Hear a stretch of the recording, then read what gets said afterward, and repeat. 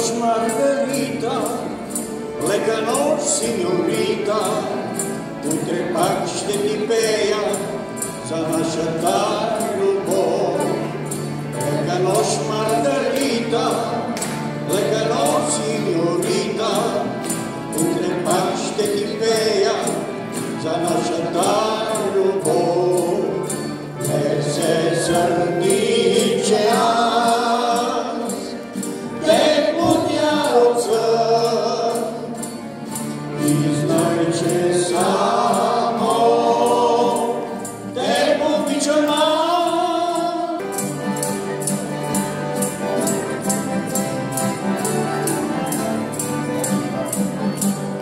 Ангелът ми се буди от обуде, а любовта говори любимия от сърце. Ангелът ми се буди от обуде, а любовта говори любимия от сърце. Ах, мила моя, на колене ти падам и ти се моля само за едно. Ах, мила моя, на колене ти падам и ти се моля само за едно. От името на организаторите искам да благодаря на всички вас, че подкрепяте нашата кауза. Специални благодарности отправям за нашите скъпи гости. Госпожа Руска Стоименова, един от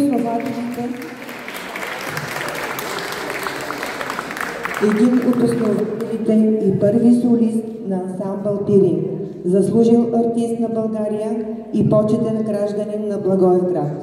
Пяла е в над 50 страни и 2024 година е удостоена с почетен знак на президента.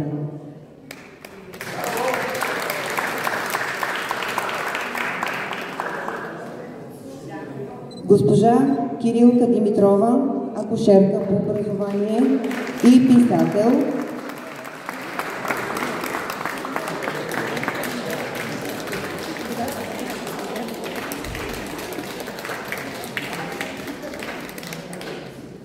Госпожа Евгения Йорданова, иначе казва майка Тереза.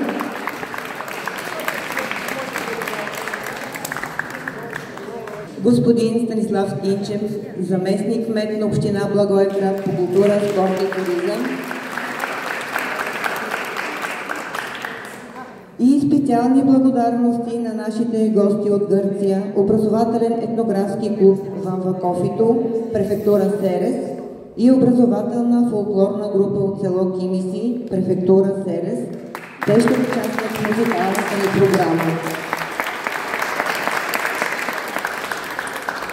А сега ми позволете да дам думата на господин Кипчев за приветствие.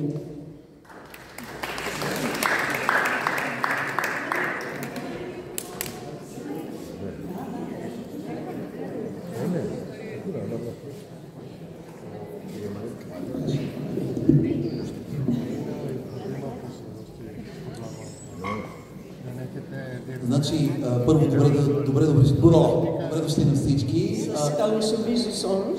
Така, идеята беше отново да се говори от сърце, но искам да го направим лесно за нашите приятели от Серес, да разберат какво казвам.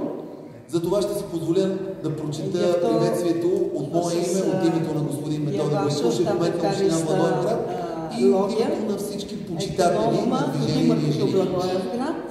Che a Pomena che a Потинкини ситум гинеконство Благоевград. Уважаеми гости и участници, за нас е чест и удоволствие да ви приветстваме от името на община Благоевград по повод прекрасната изложба Базар, ние жените и нашето хоби. Със своята енергия, творчески дух и неуморен стремеж към красота,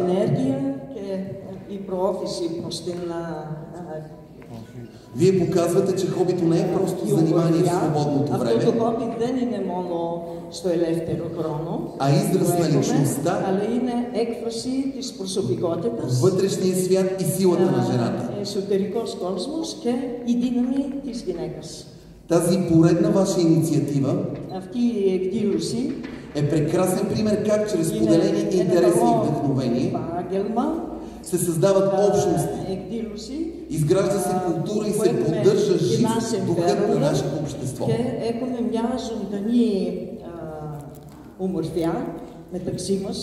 Поздравявам ви за ентусиазма, с който създавате, творите и предавате посланията на женската сила, обич и красота. Община Благоевград ще продължава да подкрепя подобни събития, които безспорно обогатяват културния живот на нашия град. Добре дошли! Още веднъж благодарности, че сте тук сред нас.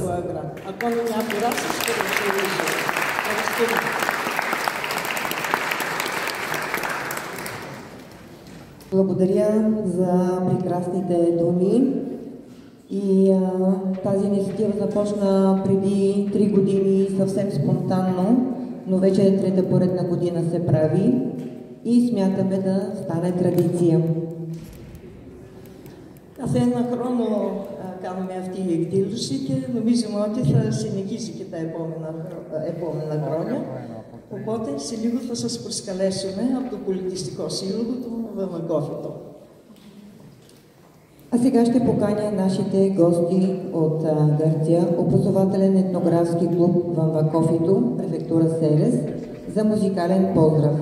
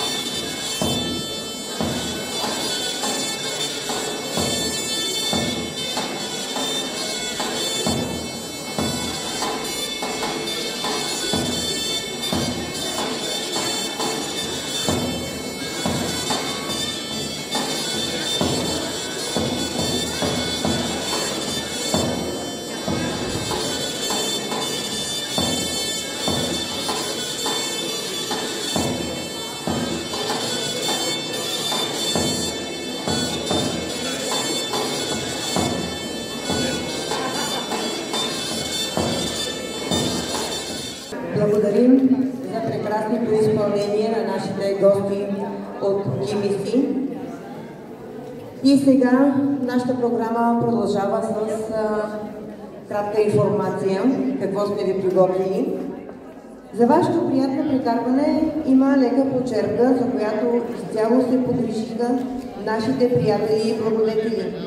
Мирела Ключукова от доброволческа кухня за бедни към храм Свети Николай в Благоевград. Милена Иванова предостави 100 бутилки канген вода. Иванка Благоева от фирма Никол Комерс. Тя е и член на Сдружение Движение Ние жените. Нина Илиева от хотел Мерида. Цонка Китанова и Фронка Спасова, както и жените от село Бачево, пак членове на Сдружение Движение Ние жените. Събраните средства по време на днешното събитие от работилница с кауза Нарисувай и дари, а също така и 10% от продажбите от изложбата Базар ще бъдат дарени за лечението на Александър Пламенов Попгеоргиев, който е пострадал сериозно при инцидент и му предстоят няколко операции. Освен това сме оставили визитки на общински приют за безстопанствени животни и всеки, който желае, може да направи дарение директно на банковата сметка, изписана на визитката. И сега е моментът да поканя Здравка Чимева, председател на Сдружение Движение Ние жените, която винаги е в движение и може би сега е изчезнала, която всъщност е главният виновник и движещата сила на това мероприятие. Идеята беше нейна и енергията и заразяването и увличането на много последователи, това всичко е нейна заслуга. Благодаря на всички вас за това, че дойдохте тук. Благодаря на малкото мъже, които са, но важното е, че имаме вашата подкрепа. Съжалявам, че нашата преводачка отиде да изпрати групата. Надявам се... Извинете. Така, надявам се след това да ви преведе какво сме говорили. Искам да ви кажа, че това събитие, ние жените и нашето хоби, е продължение на една традиция, която ние в продължение на много години правихме. Благотворителни базари коледни за 8 март и за разни други, за Баба Марта, които правихме на площад Благоевград. Преди 3 години, за съжаление, не знам по какви причини, от общината не ни разрешиха да правим това, което ние искахме. И тъй като ние сме хора, които не се отказвахме, сменихме формата, сменихме мястото и виждате, че сега се получава също така добре, както и преди години на площадта пред община Благоевград. Искрено благодаря на вас, мили дами, които, освен че сте майки, домакини, освен че сте любими съпруги, освен че творите живот, бъдеще, намирате време да работите и в полза на обществото. Следващата година Движение Ние жените ще правиме рожден ден. 20 години в политическата, обществената сфера на община Благоевград. За мен е изключителна радост, че вече не само в областта, не само в града, ми знаете ли, вчера ми се обадиха от Лион. В Лион тази година има едно събитие на Метана на другата България. Миналата година бяхме в Палма де Майорка. Госпожата, освен че ни поканя, ние вече се организираме, ние имаме още няколко свободни места. Каза, че наистина много се радва, че по националната телевизия ще обявят нашето участие и това всичко го правиме няколко женички, такива като мен, малки, вече устаряли, но явно, че с хъс и с голям упоритост. Не, с голям инат. Ние просто искаме да го направим и го правим. Мили, прекрасни дами. На всички вас пожелавам много здраве, много радост в живота. Да се радвате на внуци, на прав внуци, както казваше баба на времето, сватби да правите. До нови срещи, до следващата година. На 14 октомври в село Стребън има една прекрасна черква, Света Петка, която ще чества 190 години. Движение ние жените бяхме в основата да се съхрани тази църква, да се намерят спонсори, да е във вид, в който наистина се заслужава да се види. Специално ще ви поканим, мили приятели от Гърция, защото се заслужава да се види една църква на 190 години спасена с много любов и търпение. Предполагам, че патриарха ще бъде там, защото той беше единия, заедно след дядо Натанил, който бяга в църквата след 20 години, нямаше служба, така че ще има голямо тържество. Ще имате покани, ще ви чакаме. Благодаря ви, живи и здрави и до нови срещи!